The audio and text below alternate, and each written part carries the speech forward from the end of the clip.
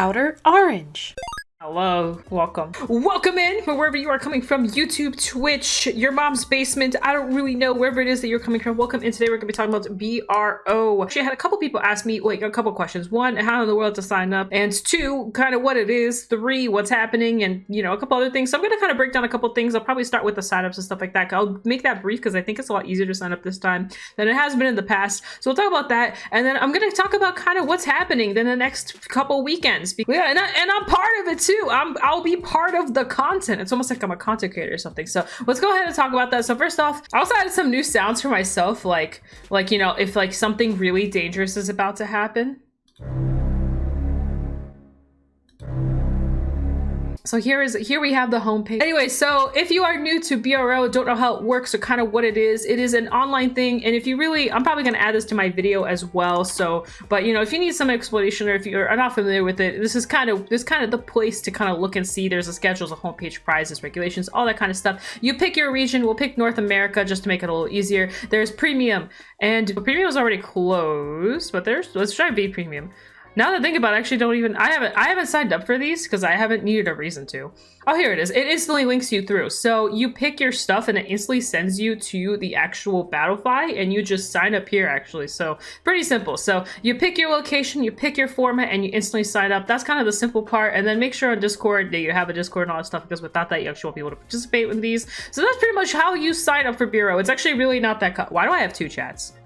Fam, why do I have two chats? Okay, no recursion here. And then if you need more information about regulations or any other stuff, you can check out the other sections of this thing. I actually personally haven't looked at this yet because I've been on the commentating end of this, so I really haven't needed a reason to look at this. Now let's talk about kind of what would be happening from week to week, because I do kind of want to go over that just briefly. But pretty much premium will be happening this upcoming weekend right here. You're not participating. It is okay. You can still support, you know, the thing and like go and watch the streams. There'll be like different ones for AO, Europe, and NA. So essentially what's going to happen is that there will be non-stop streams happening, because each stream will be pretty much hitting the next one that's happening, and the top 8 will start probably like a couple hours after Swiss ends for North America. We saw the numbers on them, but numbers actually really good. They're bigger than last time for premium. Premium is pretty big. I'm not gonna lie, I'm not fully surprised, but I am surprised. So regardless, so here we have the actual commentating screen. So if you do want to see, oh, I blocked Kai. Aw, Kai, I don't want to block Kai. Professor A, we have Toku from Yellow Card Vanguard. We have Crossbones VG, this is the captain. We have Mr. Time Leap, aka Vanguard Insider. TIE Fighter, which is TIE Fighter Vanguard. Myself, Different Fight, JJ Mr. Rogers, and we have Peter, WCC Kai, and Zistro from Yellow Card, all commentating. So really awesome stuff here. Really happy Orange blocks Kai drama. Yeah, just start a whole drama. When I decided to commentate for premium, my little reaction was like, premium?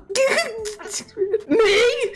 For premium? I was just like, do I really want to do this? Because last time I said no. One, because we got like, well, one, we got new strides, and I don't know what half those strides do, except for the ones that I obviously care about, which is like Pale Moon, Bermuda Triangle, and Grand Blue. So that's one thing. And then two, I don't know what any of the old cards look like at all. Like, I'm gonna look at some kind of weird 2010 card and I'm just gonna be like, that's a card. That right there, that I know on that screen to the left on their right side of their that's a card. I don't know what card, but it's a card. I'll be the funny one. I'll just be the one that's clueless during premium. Like the other two homies, they're gonna be like, you can do this into that, into this, into that, into that. I could be like, those are cards on the field. They're existing. It's crazy. They're made out of cardboard. Like, and you may or may not know this. Like, it kind of just depends. I already knew about this meta even before, you know, even before like before the ban list, pretty much when the premium strides got announced. Like, honestly, these main decks were going to be apparent anyway. And I mentioned this in my video too when I talked about the ban list.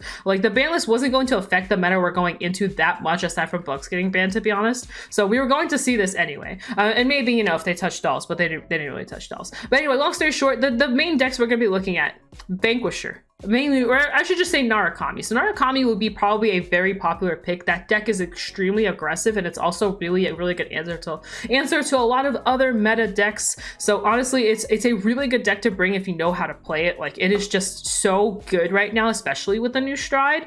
Some people say you can play around it, but honestly, it's pretty hard to play around both strides at the same time. Next after that is definitely Grand Blue, though Grand Blue is a pretty hard matchup to Narukami. I would actually say it's a really tough matchup to where it's like I would even consider if I want to bring it or not, because it's pretty tough. But Grand Blue is just so popular right now, people are probably going to bring it anyway. There are so many techs that you need in order to deal with certain matchups that it's actually extremely hard to play Grand Blue right now, in my opinion. And the reason being is the next deck that's coming up, and that's Spike Brothers. Spike Brothers is extremely aggressive. It's another deck we're going to be probably seeing come up quite a lot. That stride is actually insane. It actually made that deck like become an easily a tier 1 deck. So Genesis is another one that you should probably be on the lookout for. Prepare for what is to come. Their GP3 is not a joke. They're pretty aggressive. Hanali does not stop that deck. They do their thing. They have a promo, and this is the reason why I bring up that Grand Blue is kind of in a weird spot right now. They have the promo that says, you know, counter on play, so on God Circle, counter blast 1, soul blast 3, you call over something.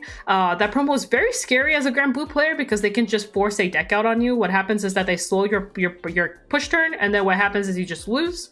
Very scary matchup, definitely something to be cautious of. Dolls is still, since it didn't get touched, right? It didn't get touched at all. It's still pretty scary. Though Vanquisher, I think, has a pretty okay matchup into it. It's still not something you should just like shove aside. Definitely prepare for it. You know, put any text that you could think of. Hanali is a really good example. Anything you need to kind of help with that matchup, do it for yourself. Help yourself out.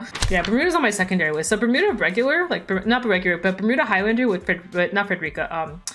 God, I revealed her. Heltruda is actually pretty strong, pretty spicy with Highlander now. I think it's the best deck currently in Bermuda Triangle. I would say the other ones are a little bit more behind. I think Highlander is just too good. The thing about it, so this meta we're going into is actually gonna be very diverse, which is a good thing.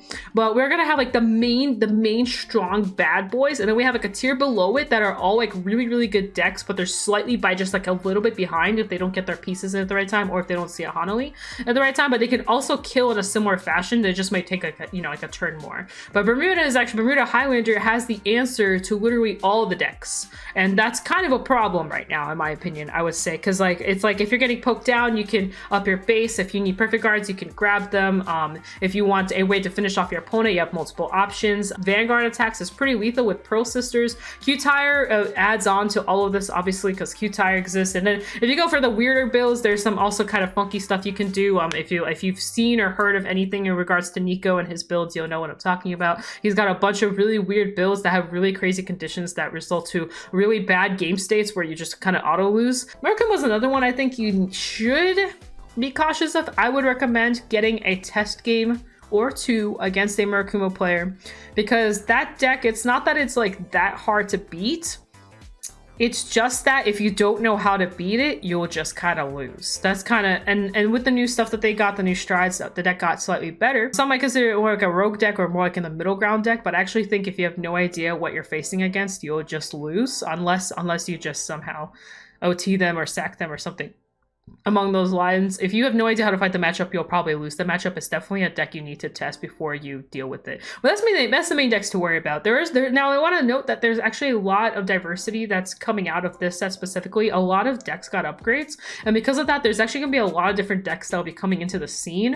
Some may be rogue, some may be, you know, meta, so it's kind of all over the place. It's just off the, like, I know WCC Kai brought this up too, like Angel Feather is actually going to be coming back. We might actually see Angel Feather, you know, try and top, or more people will be bringing it. Long story short, there's actually gonna be a lot more diversity going on, and there's also, this is something I've personally been testing, but some may think that Bugs is dead, like Mega Connie might be dead, but actually that is not entirely true. Flagberg is a deck. It's very legitimate. I would not say it's the best deck in the world, but that deck can randomly blow you out of the water, and yeah, you just kind of die. So that deck is something to at least kind of think about what you are to what's going to happen. If they stride, they're going to be attacking like a crap ton of times, and you're going to be on a -10 base, like -10, whatever your normal base is, or -20 if they survive another turn. Yeah, you got to be very cautious. I will say one thing, that deck requires a lot of CB and a lot of soul blasting, pretty much a lot of resources. So if there's a way that you can negate or help with negating those resources, it'll probably be to your benefit. Even if they can countercharge once, it won't really help them too much. I think Aqua Force is pretty aggressive now. It's been aggressive. I think there's more aggression. Oh, Raging Form. Thank you, Vector. Raging Form. So Raging Form is a sleeper deck. A lot of people are playing Luard instead of Raging Form, not realizing that Raging Form is actually a very legitimate deck. It's very free, it's very costless, and the deck just kind of steamrolls like out of nowhere. I think there's a couple. There's Great Nature can do it. Great Nature is another sleeper deck in my opinion. I think there's a lot that Great Nature currently has to offer with the new stuff coming, especially that will make that deck actually better. I've recently been testing against Great Nature, and that deck is actually getting pretty good. It's actually starting to kind of do more. It still has like a couple rough matchups. I don't think it's like best deck or anything like that, but Great Nature is starting to actually come back as a deck. Another one is Dimension Police. Dimension Police is another one that can kind of do some really weird stuff that you have to be very careful of. They can also like rest your units and stuff like that. So yeah, something to definitely look out for as well. Like a DP is starting to slowly become a deck as well. I feel like it's been a deck, but I feel like it had such a long turn. It took so long to ramp up that other decks could just kill it before it gets to the ramp up, whereas nowadays they kind of have like whatever everything they need on top of also resting your units and kind of forcing you to slow down your game plan to then speed up their game plan to catch up and then start killing you with the Linkas and stuff like that. So Heal Guardians and Hanali are gonna be your new best friend. Or innocent Neonectar. Just give it a nice little pat. It'll be okay, Neonectar. It'll be okay. I promise it'll be okay. At least you guys have one of the best over triggers in your deck. That's about all you guys have. Going into V. So V is gonna be a very interesting format. And by very interesting, I mean it's gonna be the dullest thing in town. You guys thought Prism was dull. You guys thought Prism meta was dull. Oh, do I have news for you? Wait, blah, blah. We were blessed during Prism meta. We were blessed.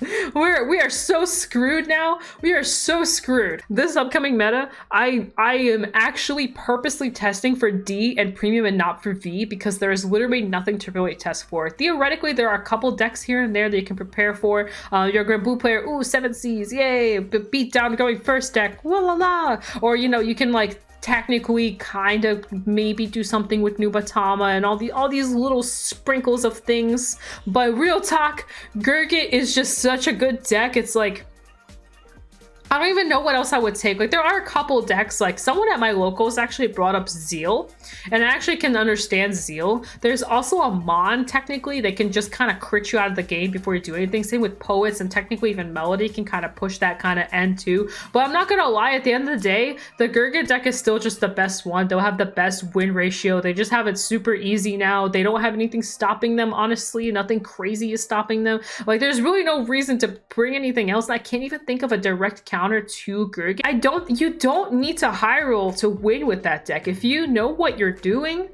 I don't think you need to high roll at all. You don't need to hit Percival to win the game. I can tell you that right now. The thing about V is I think if at least Gurgit was gone, I guess we'd have like a couple of these 2020 decks that are kind of still aggressive and stuff like that, but at least it would help a little bit. Gurgit, Astro Poets, Night Rose, Thavas, and probably like some form of Shadow Paladin deck. So keep in mind Eldana's coming out, but for Breor specifically won't have Eldana. But Raging Form is actually really good. A lot of people still play Luard, so Luard will probably still be showing sight because that's kind of where the main focus will be. Going into D. So D is losing Magnolia. So D is going to have a slight shift going into this current event. So D is actually a little bit less than a month from now. It's on the 14th and the 13th, I believe. So it's that weekend, whatever the 14th is of August. So we have about a month before a Bureau officially starts for Standard. Top 3 decks: Gravidia, Prison, PBO. Personal opinion. This is my personal thoughts.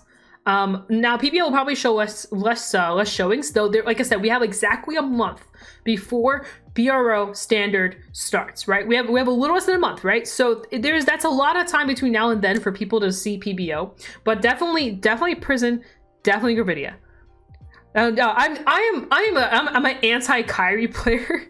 Kyrie will definitely be topping, 100% will be topping, because the thing about Kyrie is what I'm starting to notice is that the deck is good when it sees its pieces and it loses really hard when it doesn't. I'm seeing that more and more. Well, so Kyrie's probably up there and you will definitely probably see results. If I'm gonna be real, it'll see results. It's a very popular deck. People claim it as a tier 1 deck. I won't be surprised I'll be surprised if we don't see it in top 8 cuts. It'll be there. Gravidia, PBO, and Kyrie. I don't think there's better decks than those 4. Comes like Nirvana starts popping up. There's Bastion still. There's Spruce, there's Bear Magnus. Bear Magnus is a wild card deck. It kind of just goes explosive if it hits all its conditions in a really strangely wild card way where it just wins the game. But Bear Magnus is such a weird wild card to me. Like I know why it wins, and I also know why it loses. It's just such an out of nowhere deck sometimes. Like sometimes you just lose and you don't even know why you lost. And sometimes you win and you don't even know why you won. Peace out. That's Vidania. See you guys in 2 days on the commentary live. Do not forget to check out AO. They will be the first one starting, and then it'll be Europe, and then it'll be NA. So don't forget to check it out.